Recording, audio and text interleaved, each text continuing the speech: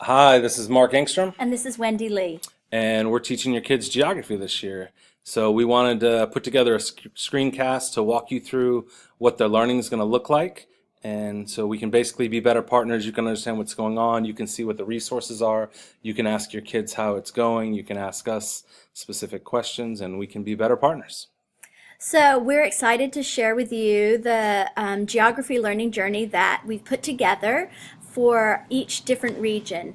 The first thing that we're having the kids do is figure out what type of learner they are.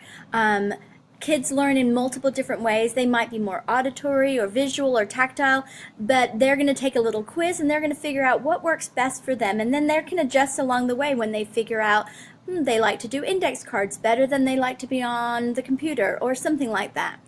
Underneath here, you'll see in the blue region, we have an area where kids can make the decision whether they want to be competent in this, proficient, or have mastery. And this is just an area for them to take ownership of their own education, for them to decide, what am I going to put into this and what do I want to get out?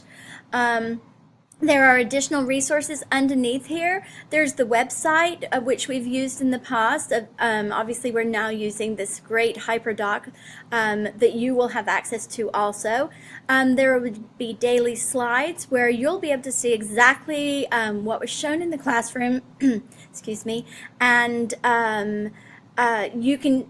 you can chat with your student at dinner and talk about what we learned that day, what was the discussion, what was the driving theme for the day. There's also going to be a link here where they will put their own personalized map. Part of this learning journey is making it very personalized to them. So the things that they think are important, the things that they have are passionate about, they're going to start making a personalized map. And then we'll have a home learning calendar that everybody will have access to and see what's coming up next. So an important component to this first section is, some of the changes that are happening in education now are being driven by Google's second principle of innovation, which is focused on the user. And you'll notice in the red part it says am I, and in the second one it says I am, and in the third, the green one, it says my disposal. The focus is on kids. This isn't built out for you guys as parents. It's not built out for us. It's built out for kids, and hopefully that will help them take control over their learning. So the next piece here is about foundational learning, and children aren't able in geography to analyze cultures and population demographics, religion, language, all of that stuff if they don't know where things are. So foundational learning, the purple section, is all about children learning the map. So your kids are going to have different options. They map it out either physically or digitally, either hard copy on paper. They have fill in the blanks, blown up, online mapping games. We also do some mental mapping. We do some stuff with whiteboards. So there's a whole host of ways that your kids can learn the map if they don't already know it, but they're all going to get the chance to pass out of foundational learning when they're ready. We don't hold kids back. If they already know all the countries in the Americas, they're going to move on to collaborative learning. So you'll be able to work with your children and ask us questions based on what's here in foundational learning. And then we're going to have them do a demonstration of mastery. So there are different kinds of assessments, and we'll put how your child was assessed here. We'll give them a foundational learning grade, and maybe it'll be the final one, or maybe it'll just be a growth grade.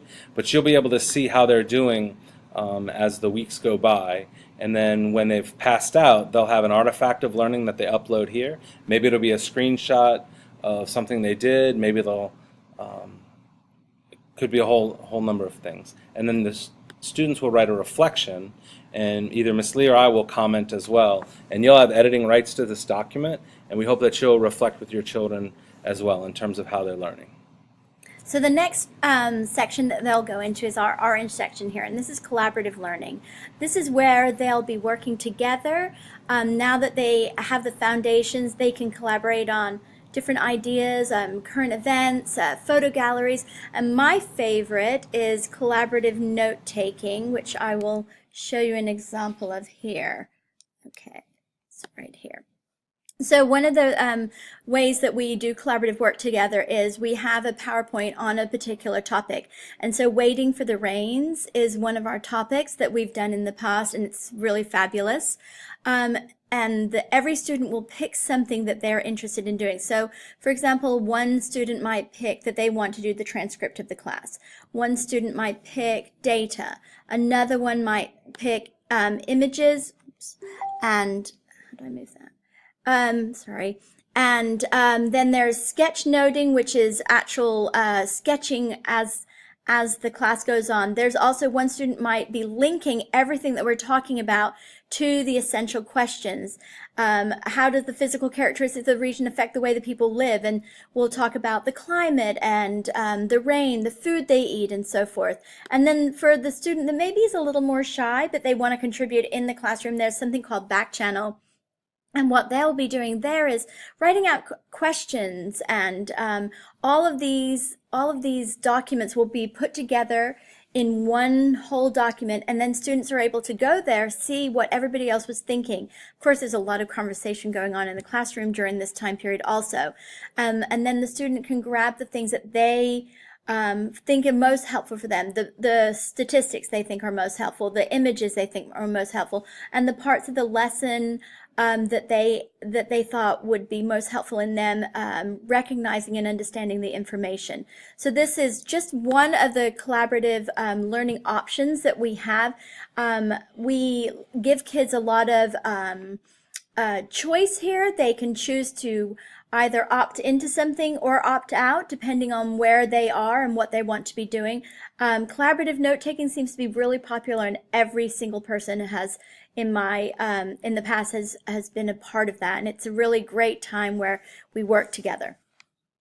Awesome. And then after we get done with collaborative learning, we're looking for some depth of understanding, and students do that two ways. They do a passion-based learning project.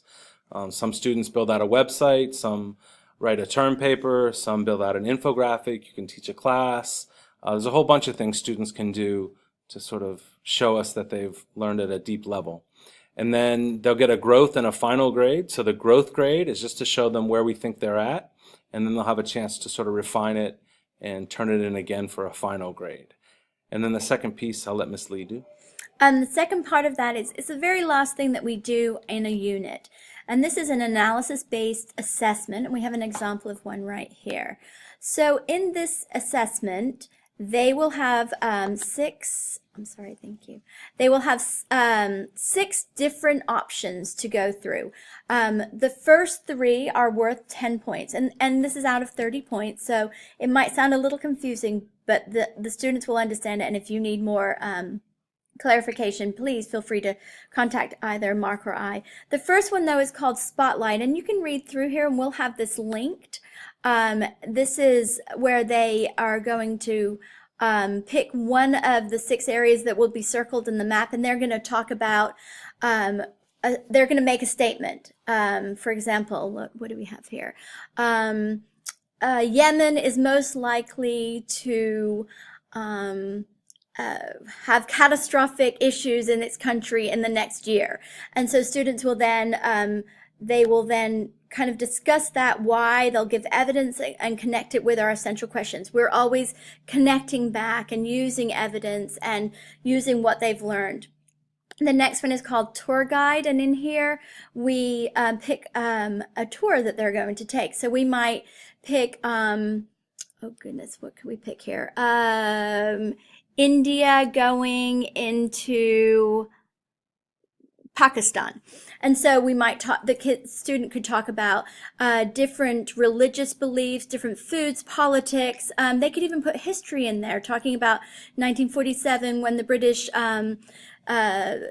left India and made Pakistan and East Pakistan, which is, of course, is now Bangladesh. The next section is another full credit, another 10 credit, and it's an essay which will, the topic is different for everyone, and this one it's issues of natural resources in parts of Asia, Austria, and Oceania, and here they will discuss those. The other 3, this is if a student is having a big issue and they really feel lost. These are capped out at 6 points for a paragraph, and they are able to connect this to our essential questions and write a paragraph about that. The next one is, this is a picture ID. They have to identify the picture and then look at the longitude and latitude and guess where it is, and talk about that. And then the last one on here is a current events article. And we've done these in class, so they should not be difficult for them to do this, but we'll give them a current event article and then they will address it in light of the essential questions and how that plays a role in this geographic area. So if you think about the assessment, all full credit possible questions are questions where the students bring the content to the assessment. We set up a question where there are multiple ways to answer it, and students can answer it however they like, but they bring the content. The questions that are capped at an 8 out of 10, we are bringing the content to the student and they're just reacting to it and analyzing it. And then the 6 out of 10, that is a question that students can prepare ahead of time. So all of this is to say that we're excited about teaching your children. This is the learning journey for the year, and we're looking forward to a great year with you guys. Please let Ms. Lee or I know if you have any questions. Thanks a lot.